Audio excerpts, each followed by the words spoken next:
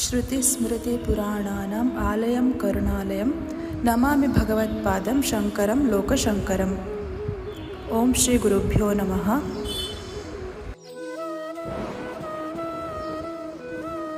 ಆತ್ಮೀಯರೆಲ್ಲರಿಗೂ ಕೃಷ್ಣವೇಣು YouTube ಚಾನಲ್ನ ಇನ್ನೊಂದು ವಿಡಿಯೋಗೆ ಸ್ವಾಗತ.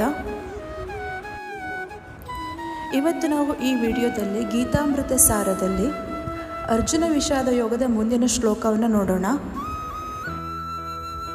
ಪಾರ್ಥಸಾರಥಿಯ ಚರಣಕಮಲಗಳಿಗೆ ವಂದಿಸುತ್ತಾ ಮೊದಲನೇ ಅಧ್ಯಾಯ ಅರ್ಜುನ ವಿಷಾದ ಯೋಗದ 2ನೇ ಶ್ಲೋಕವನ್ನು ನೋಡಿ ಅರ್ಥೈಸಿಕೊಳ್ಳೋಣ. ಶ್ಲೋಕ ಈ ರೀತಿಯಾಗಿದೆ. ಸಂಜಯ ಉವಾಚ ದೃಷ್ಟಾತು ಪಾಂಡವಾನೀಕಂ ವ್ಯೂಢಂ ದುರ್ಯೋಧನಸ್ತದಾ ಆಚಾರ್ಯಮುಪಸಂಗಮ್ಯ ರಾಜಾ ವಚನಮಬ್ರವೀತ್.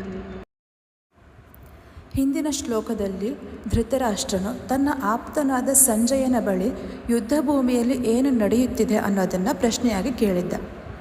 ಅದಕ್ಕೆ ಸಂಜಯ ಧೃತರಾಷ್ಟ್ರ ಕೇಳಿದ ಪ್ರಶ್ನೆಗೆ ಈ ರೀತಿಯಾಗಿ ಉತ್ತರಿಸುತ್ತಾನೆ. ಹಾಗಾಗಿ 2ನೇ ಶ್ಲೋಕದ ಅರ್ಥ ಈ ರೀತಿಯಾಗಿದೆ.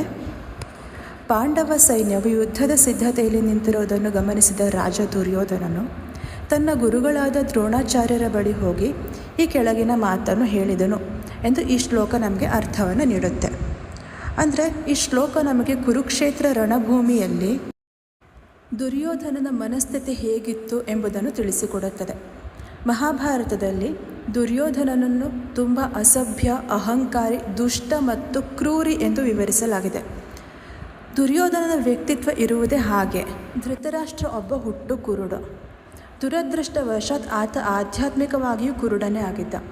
ಧರ್ಮದ ವಿಷಯದಲ್ಲಿ ತನ್ನ ಮಕ್ಕಳು ತನ್ನಷ್ಟೇ ಕುರುಡರು ಎಂಬುದು ಸಹ ಅವನಿಗೆ ತಿಳಿದಿತ್ತು. ಹುಟ್ಟಿದಾಗಿನಿಂದಲೂ ಧರ್ಮಿಷ್ಠರಾಗಿದ್ದ. ಪಾಂಡವರೊಡನೆ ತನ್ನ ಮಕ್ಕಳು ಒಪ್ಪಂದ ಮಾಡಿಕೊಳ್ಳಲು ಎಂದಿಗೂ ಸಾಧ್ಯವೇ ಇಲ್ಲ ಎಂಬ ವಿಷಯ ಸಹ ಧೃತರಾಷ್ಟ್ರನಿಗೆ ಮುಂಚೆಯೇ ತಿಳಿದಿತ್ತು. ಬಾಲ್ಯದಿಂದಲೂ ದುರ್ಯೋಧನನಿಗೆ ಪಾಂಡವರ ಮೇಲೆ ತೀವ್ರ ದ್ವೇಷವಿತ್ತು ಮತ್ತು ಅವರನ್ನು ಕೀಳಾಗಿ ಕಾಣಲು ಸಿಗುವ ಯಾವುದೇ ಒಂದು ಅವಕಾಶವನ್ನು ದುರ್ಯೋಧನ ಬಿಡ್ತಾ ಇರಲಿಲ್ಲ. ಹಸ್ತಿನಾಪುರದ ಸಂಪೂರ್ಣ ರಾಜ್ಯವನ್ನು ಯಾವುದೇ ಸವಾಲು ಇಲ್ಲದೆ ಆಳಲು ಅವರನ್ನು ನಿರ್ಮೂಲನೆ ಮಾಡಲೇಬೇಕು ಅನ್ನೋದು ದುರ್ಯೋಧನನಿಗೆ ತಿಳಿದಿತ್ತು. ಆದಾಗ್ಯೂ ಯುದ್ಧ ಭೂಮಿಯಲ್ಲಿ ನಿಂತಾಗ ಪಾಂಡವರ ಸೈನ್ಯವನ್ನು ನೋಡಿ ದುರ್ಯೋಧನ ದಿಗ್ಭ್ರಮೆಗೊಳ್ತಾನೆ. ದುರ್ಯೋಧನ ಪಾಂಡವರನ್ನು ಕಡಿಮೆ ಅಂದಾಜು ಮಾಡಿದ್ದ. ಪಾಂಡವರ ಸೈನ್ಯವು ಕೌರವ ಸೈನ್ಯಕ್ಕಿಂತಲೂ ಚಿಕ್ಕದಾಗಿದ್ದರೂ ಸಹ ಅವರು ರಚಿಸಿದ್ದಂತಹ ವ್ಯೂಹ ಅತ್ಯಂತ ಕೌಶಲ್ಯಪೂರ್ಣವಾಗಿತ್ತು. ಅದನ್ನು ಕಂಡು ದುರ್ಯೋಧನನಿಗೆ ಒಳಗೊಳಗೆ ಸ್ವಲ್ಪ ನಡುಕ ಉಂಟಾಗಿತ್ತು.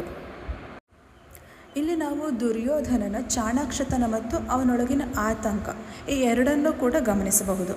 ರಣರಂಗದಲ್ಲಿ ಏನಾಯಿತು ಅಂತ ಕೇಳುವುದರಲ್ಲಿಯೇ ಸಂಜಯ ಧೃತರಾಷ್ಟ್ರನ ಉದ್ದೇಶ ಏನು ಎಂಬುದನ್ನು ಅರ್ಥ ಮಾಡಿಕೊಂಡಿದ್ದ.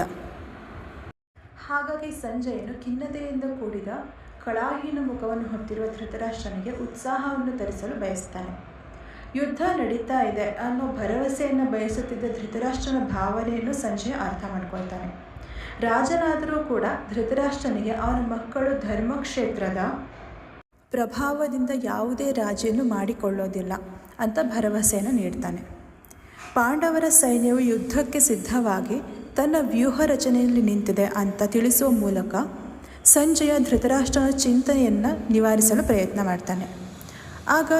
ಆಗ ಧೃತರಾಷ್ಟ್ರ ತನ್ನ ಮಗನಾದ ದುರ್ಯೋಧನನು ಯುದ್ಧ ಭೂಮಿಯಲ್ಲಿ ಏನು ಮಾಡ್ತಿದ್ದಾನೆ ಅಂತ ಸಂಜಯನ ಹತ್ರ ಕೇಳ್ತಾನೆ.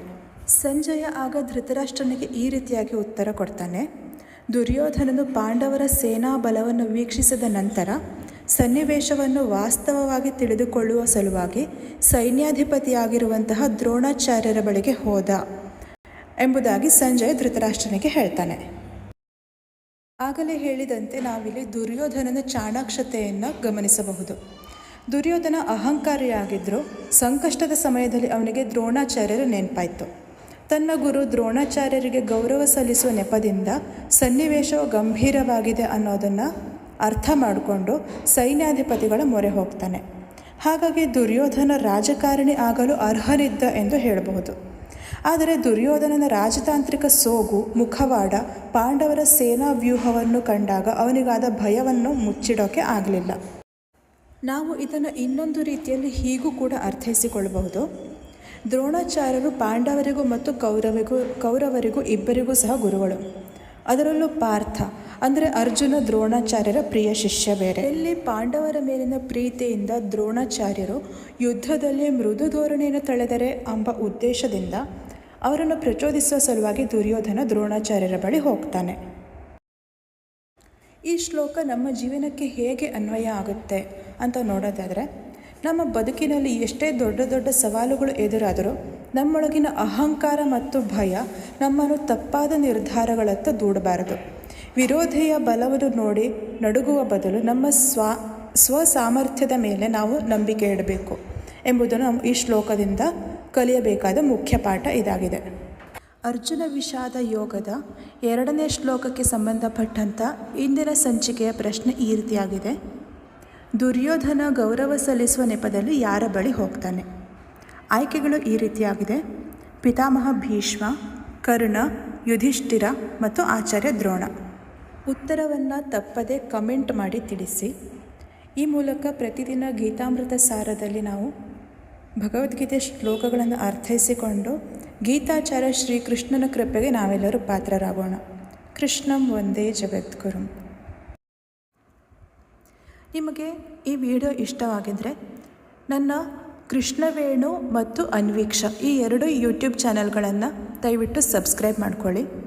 ಹಾಗೆಯೇ ನಾನು ಕೊಡುವಂಥ ಮಾಹಿತಿಯು ಇಷ್ಟವಾಗಿದ್ದಲ್ಲಿ ದಯವಿಟ್ಟು ಲೈಕ್ ಮಾಡಿ, ಶೇರ್ ಮಾಡಿ ಹಾಗೂ ಕಮೆಂಟ್ ಮಾಡುವುದರ ಮೂಲಕ ಪ್ರೋತ್ಸಾಹಿಸಿ. ಹಾಗೆ ಇತರರಿಗೂ ಕೂಡ ಲಿಂಕ್ ಶೇರು ಮಾಡುವ ಮೂಲಕ ಪ್ರೋತ್ಸಾಹ ನೀಡಿ. ಧನ್ಯವಾದಗಳು.